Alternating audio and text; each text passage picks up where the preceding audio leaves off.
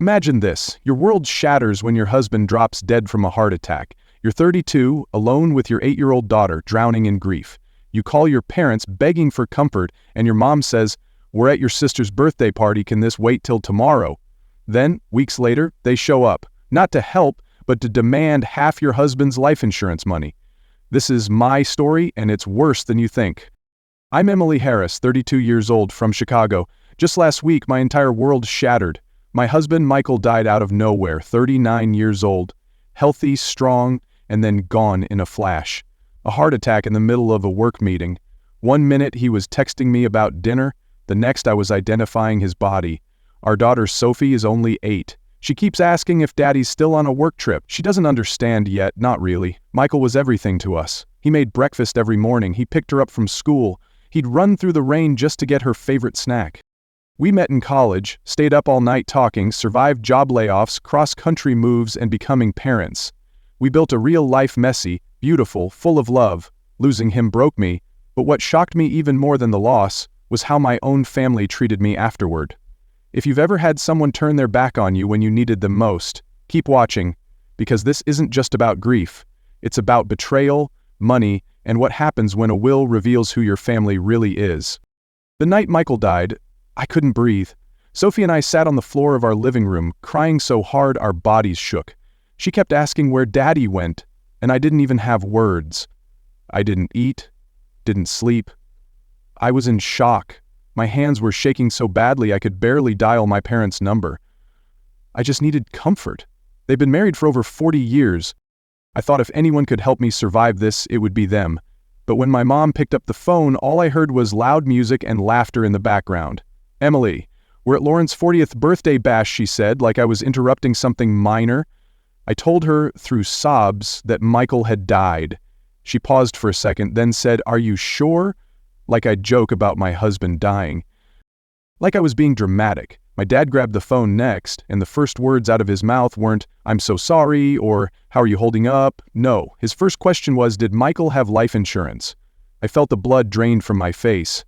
I was crying, grieving, completely shattered, and all they cared about was the money. I hung up. I couldn't even process what had just happened. I stared at my phone, hoping maybe they'd call back, maybe they'd realize how cold and messed up that was, but nothing. The only person who checked on me that night was my neighbor Margaret, who I barely even knew.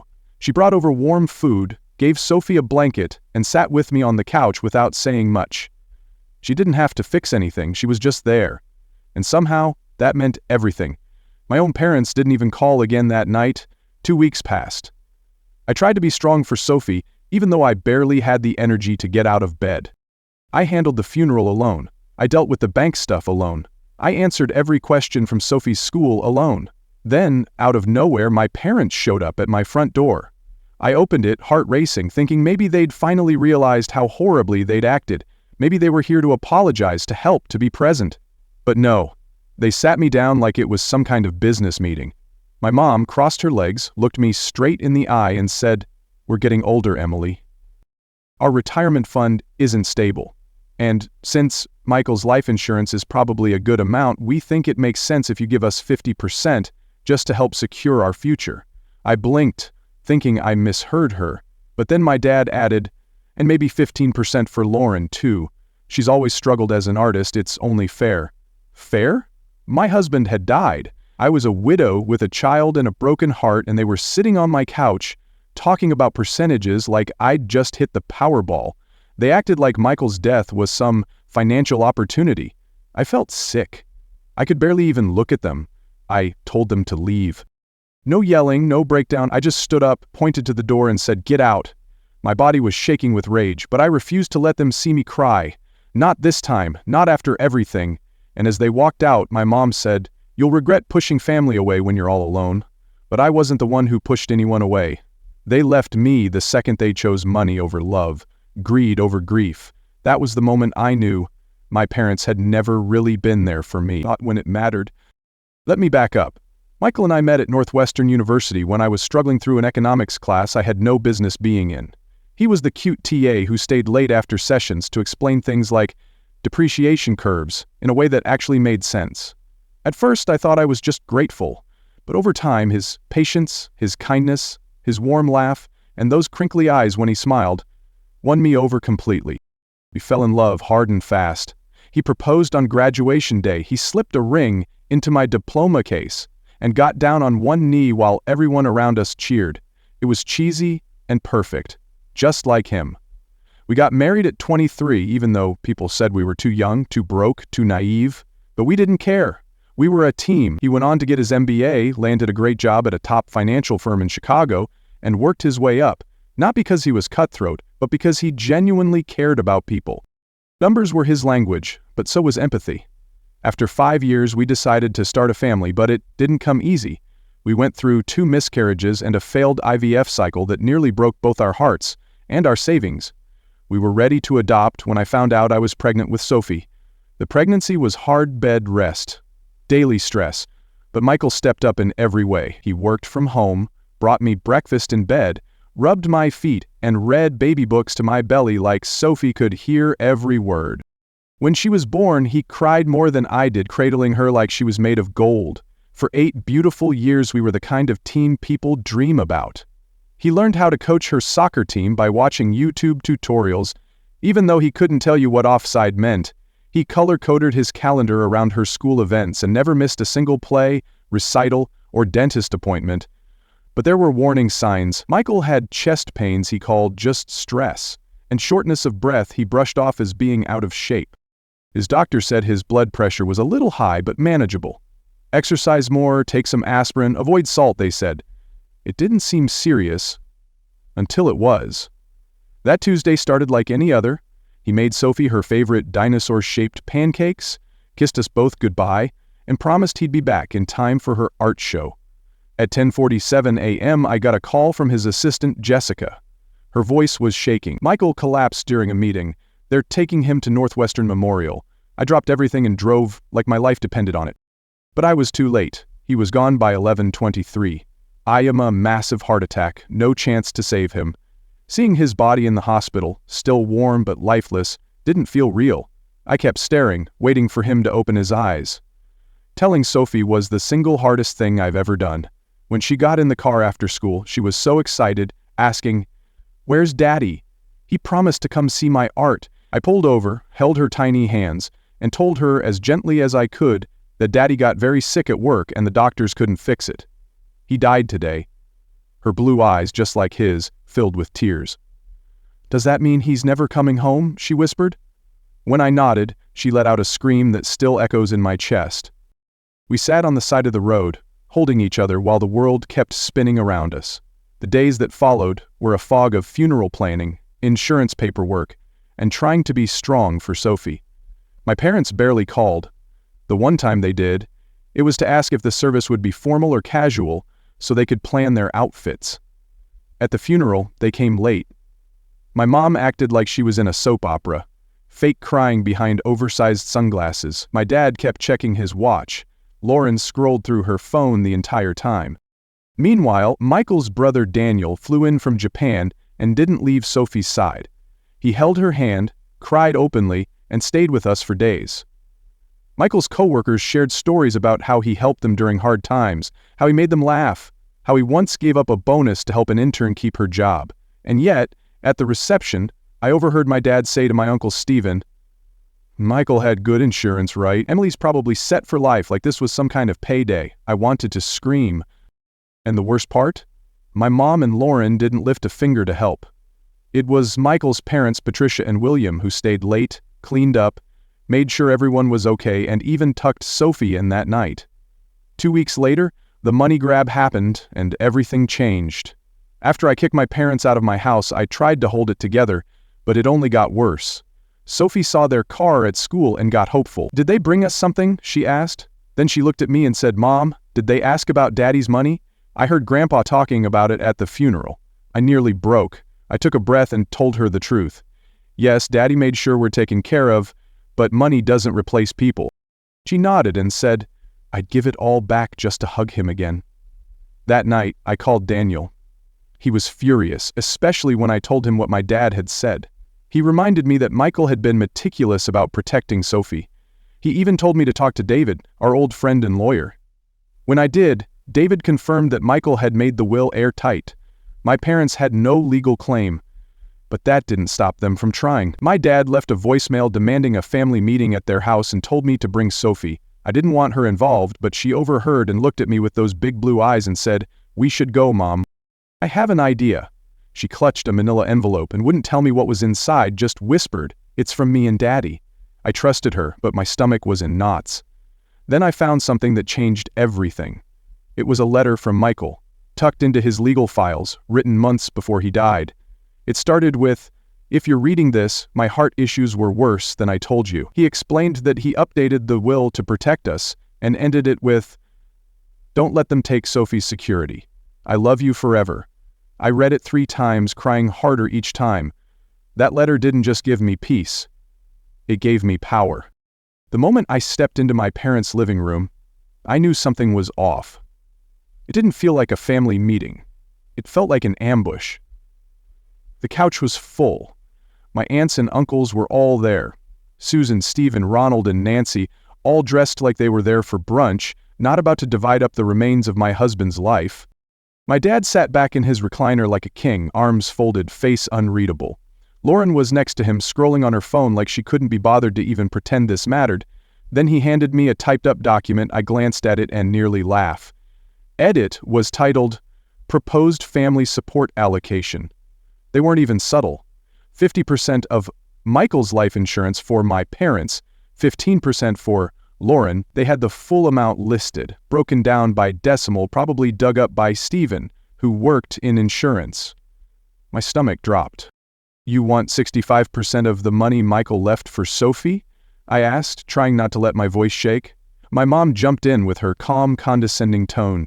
"Family helps family, Emily. We're getting older. Medical bills are growing. This is what Michael would have wanted." I lost it. "You mean like when you couldn't even leave Lauren's birthday party while I was falling apart on the bathroom floor, trying to explain death to an 8-year-old? The room went silent. For a second, nobody moved. My dad said, "It was unfortunate timing." Lauren finally looked up and snapped, "You're being selfish. You got lucky. Most people don't get a payout when their husband dies." That was it. The anger that had been simmering in my chest finally broke loose. "You haven't asked how I'm doing.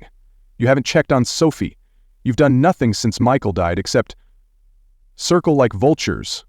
All you want is his money, and you don't even have the decency to be ashamed." Then, out of nowhere, Sophie stepped forward. She had been sitting quietly beside me, clutching the envelope she'd been working on for days. "I have something to say," she said, her voice clear and steady. My mom waved her hand, trying to brush her off, but Sophie didn't budge. She looked like Michael in that moment, calm, strong, and full of quiet courage. "Daddy told me that when people show you who they are, you believe them," she said. "You didn't come when he died. You didn't help Mom when she cried. You didn't ask if I was okay. You only came for money." Then she handed the envelope to my dad. Inside was a drawing, a hand-drawn invoice. It had a title at the top, "What You Earned." Underneath, Sophie had listed things like, "Being there when Daddy died, $0, 0 cents, not provided. Hugging me when I cried, $0, 0 cents, not provided. Calling us to check on us, $0, 0 cents, not provided." At the bottom, in big letters, "Total, $0, 0 cents. This is what you earned." The room was frozen. Nobody moved. My dad's hands shook as he read it. My mom started crying, real or fake, I couldn't tell anymore. Lauren looked like someone had smacked her. But I didn't say anything. I didn't have to.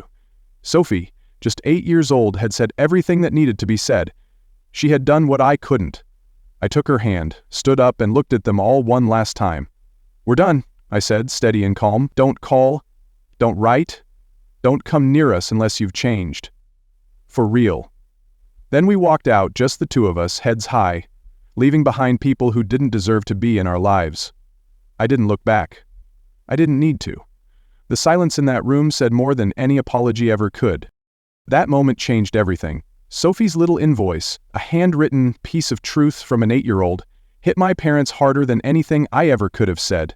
It was like a mirror they couldn't look away from, showing them exactly who they'd become. As we drove home, I hugged her close and told her how proud I was. She smiled and said, "Daddy always said people need to see their worth on paper," repeating a line they'd heard in a movie together.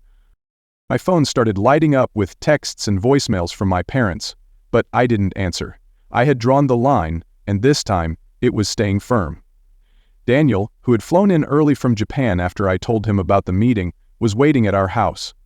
When Sophie told him about the invoice, he laughed through tears and said, "That's so Michael smart with a little side of guilt trip." That night, over dinner, we started mapping out what came next.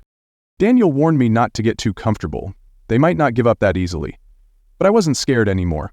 I had Michael's letter, David's legal support, and most importantly, Sophie's strength. Over the next few months, my parents tried everything: guilt-filled emails, surprise visits to my workplace, even showing up at Sophie's school like nothing had happened.